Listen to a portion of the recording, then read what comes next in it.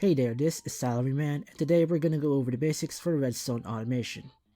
I'll be discussing how the circuit here works and give a step-by-step guide on how to make it. The video is a bit long since we're going to be a bit more detailed this time around. Anyway, before we get into making the circuit, let's first go over the various redstone components and how they work. Here we have 4 types of repeaters connected to pistons. From left to right, we have a vanilla repeater, an adjustable repeater, a pulse repeater, and an adjustable pulse repeater. The repeaters work the same. They can extend, delay, and reserve as a check valve, so redstone only goes one way and not the other. Adjustable repeaters are just that. Repeaters with an interface that allows us to adjust the delay. Simply face the repeater and scroll to adjust said delay. You can set the delay from 1 frame to a maximum of 30 minutes. For now, we're setting 1 second. Then we have pulse repeaters. This thing converts any signal into a 1-tick signal. The normal pulse repeater does it the moment it receives a signal, but the adjustable version lets you set the delay before the 1-tick signal comes out.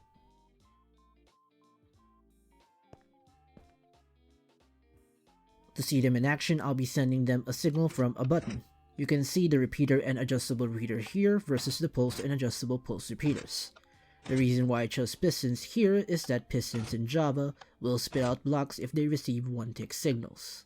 Now, instead of a momentary signal, we'll use a persisting signal using a lever. You can see that the repeaters will let the signal pass after the set delay is over, but the pulse repeaters only allow a single instance of a 1-tick signal to pass.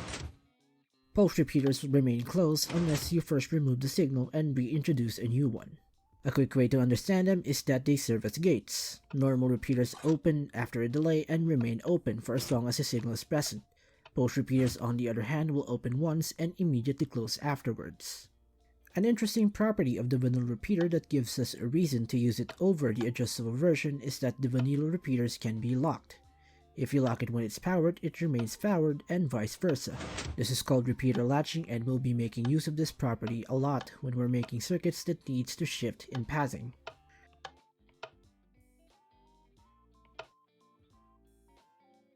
Next, we'll discuss one of the most important components in Create, the redstone link. They work in pairs, one being a sender and the other being a receiver. They send signals by default but can be configured as a receiver when you right-click it with a wrench. Receivers will have a disc around their antennae so you can easily tell them apart. As you can see here, they can be placed on the ground or on the wall. Links come with 2 frequency slots. These are what you use to pair 2 links. All you have to do is pick an item and place it in any of the slots. Use the same item for the sender and the receiver and you get a pair. There's no real limit to the numbers of senders and receivers you can use. You can have any number of either and it will work. Also, best practice here is to make sure to use items that will be relevant to the function of the link so it's easier to remember what they're for. Because if you lose a lot like I do, you'll probably lose track at some point.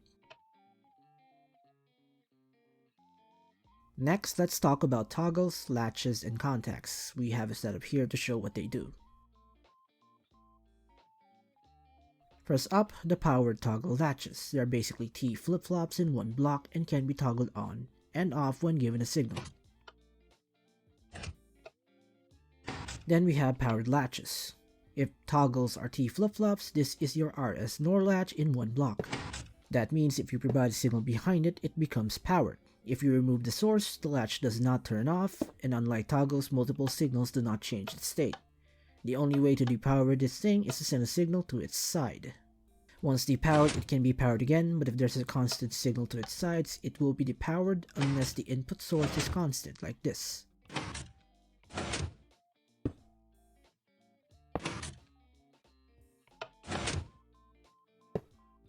Finally, the redstone contacts. They also work in pairs. If 2 contacts are facing each other, they both send off a redstone signal to the blocks adjacent to them. I've mentioned this before, but this is what I like to use to keep track of positional changes in an assembly. Well, now that we've gone over the components, we can begin.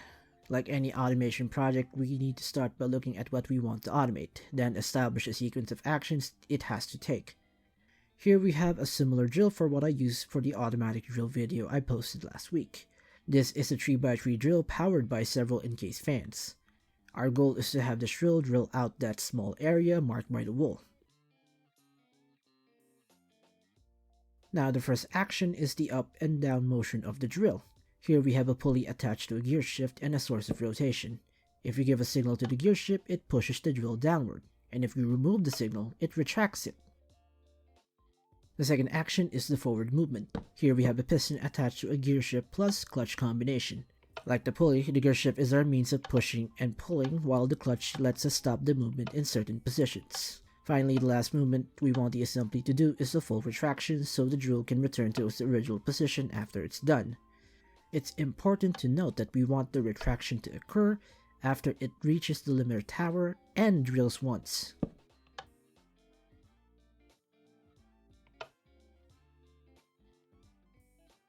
The full retraction is accomplished by having both the gearshift and the clutch depowered. So that's the sequence. Drill down, drill up, move forward, cycle the drill again, repeat until limit tower is reached, and then a full return stroke after one last drill cycle. With that in mind, we can begin making the redstone circuit. I've already made a platform here so we can easily observe how the circuit changes as the drill moves. First thing we're doing is of course the drill down and up movement, so we'll place one link right beside the gearshift. We're going to make sure that this link is in receiver mode.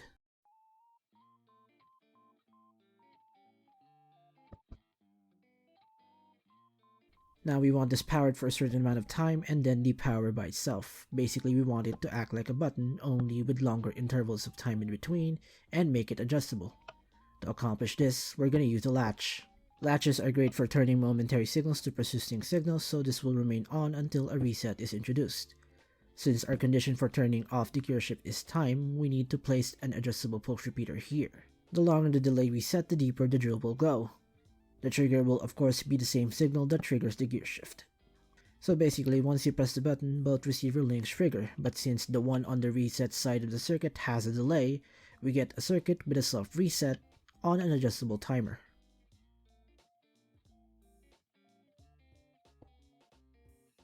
We'll mostly be using this setup for today. So here I'm just replacing the button with a block, so we have a means of connecting this to the second circuit we're going to make to establish a signal loop. Now for the forward movement.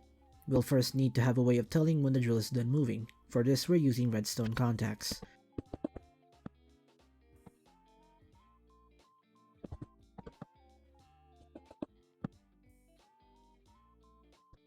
So when the drill is moving, the link isn't triggered. When it returns, it'll send a signal, which we'll be using to trigger the forward movement. Now in order for this to move, we need to do two things. We first need to have the gearshift powered while the clutch is depowered. Then after movement, the clutch needs to remain repowered so it doesn't retract by itself. For this, I prefer this setup. We have separate lines for the shift and the clutch. On the clutch side, we'll have a latch with a constant power source. Then we'll have a link that connects to the shift as well as the reset side of the latch. What this does is when the link activates, it powers the shift and depowers the clutch at the same time. Do note that using a sequence gear shifts make this significantly simpler, but for now we're not going to use that.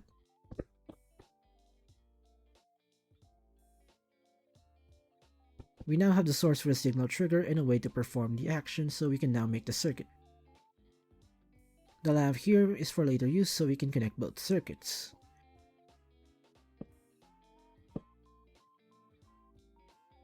Right now we're basically doing the same thing as before, but we are placing an additional adjustable pulse repeater right after the link on the input side.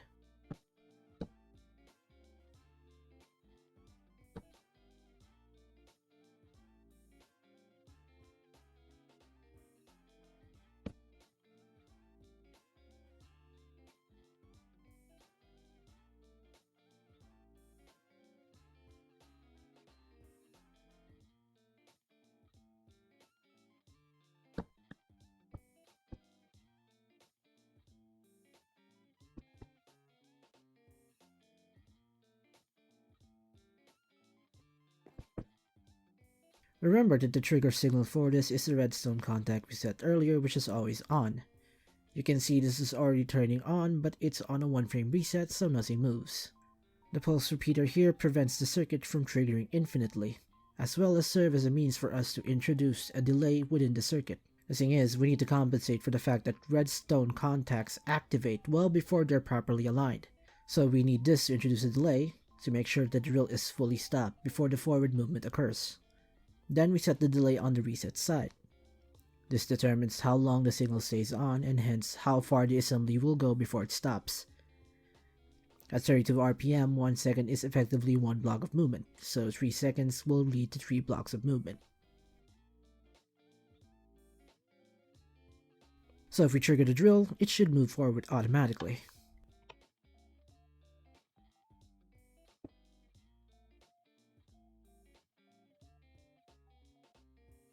Okay, that works great. Now we just need to establish the loop.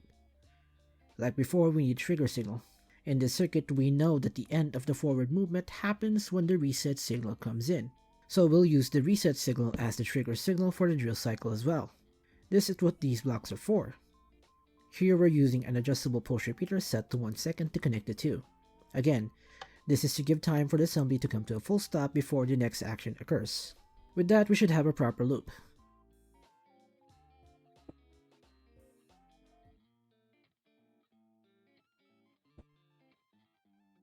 Now all that's left is to establish the return stroke. The catch is we don't want the drill to retract the moment it hits the limit tower. We want it to retract after one drill cycle. Like before, we know that the drill cycle is done when the redstone contacts on the drill are active. So just like the forward movement, we'll use the same signal to trigger the full retraction. For that, we need to establish a shift in signal passing. To do that, we first need more redstone contacts. These contacts will serve as a trigger for the shift in passing. We want this signal to remain the moment the drill reaches the limit tower, so we need to use a latch. For the circuit itself, we need to move these links so we can put a vanilla repeater in here. Mentioned at the start of the video, repeaters have a latching function which we can use for establishing signal paths. We'll put the link right here, which is used to trigger this latch.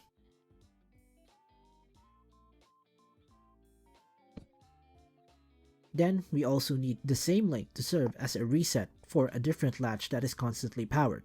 This operates similarly to the shift clutch circuit we made for the forward movement. This makes it so that normally, before the limit tower is reached, the signal can't pass through to trigger the full reset because of the latching.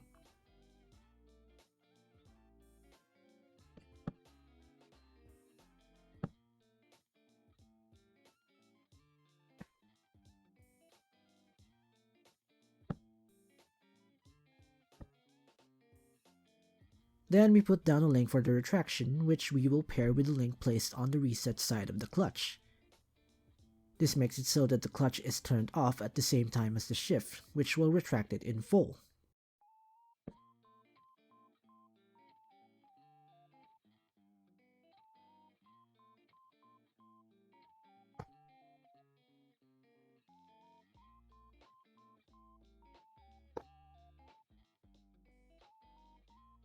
Now we just need to set a delay and put the circuit back together.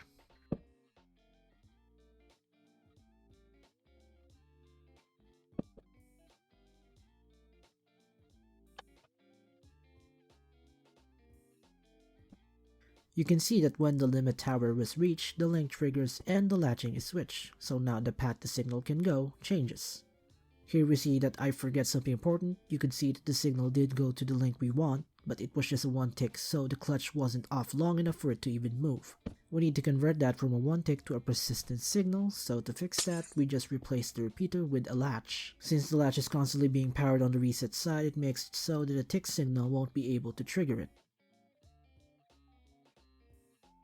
Now that that's fixed, this should work without problems.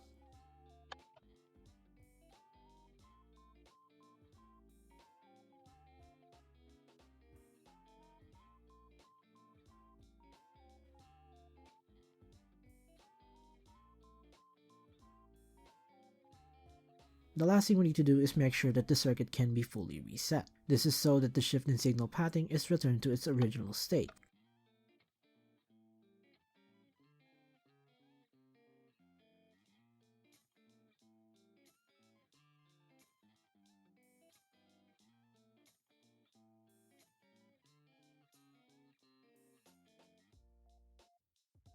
For that, we need to reset the latches that were triggered by the limit tower. For the trigger signal, we'll just take it from contacts that are active when the assembly is in its default position.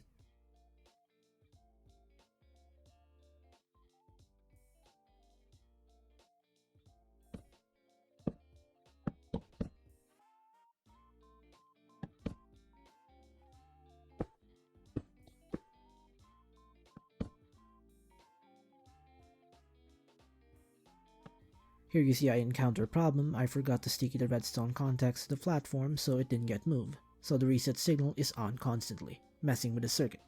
Thankfully, it's a quick fix.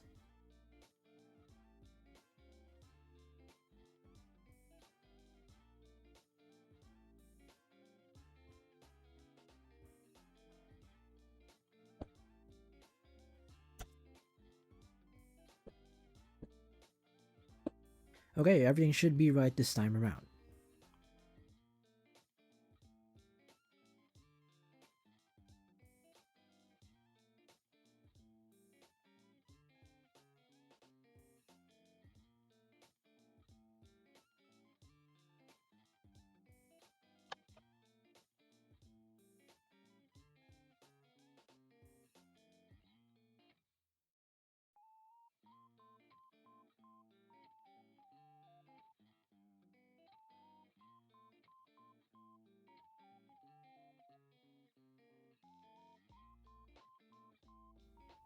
And there you have it. Remember that this adjustable pulse repeater here and this one here are the ones you need to adjust to change the drill depth and length of forward movement respectively.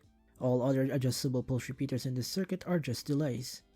And that's all for now. I know I said I was going to be busy this week and I actually still am, but well, I kind of got started on this and decided sleep wasn't necessary, so I just decided to finish it. This ended up longer than expected, so hopefully it was useful to all of you, and if I get time this week, I'll be working on automation using sequence gear shifts. By the way, I'm also going to be starting streaming on Twitch, so please check me out at twitch.tv/salaryman with 3 N's. My first stream will be Persona 5 Strikers that I'll be doing on its release day next week, so if you have time, I'd appreciate if you could hop in. I'll also be streaming Minecraft eventually when my schedule starts to free up a bit more. Thank you for watching the video, like and subscribe if you can. I need to go work very soon, so this is Salaryman clocking out.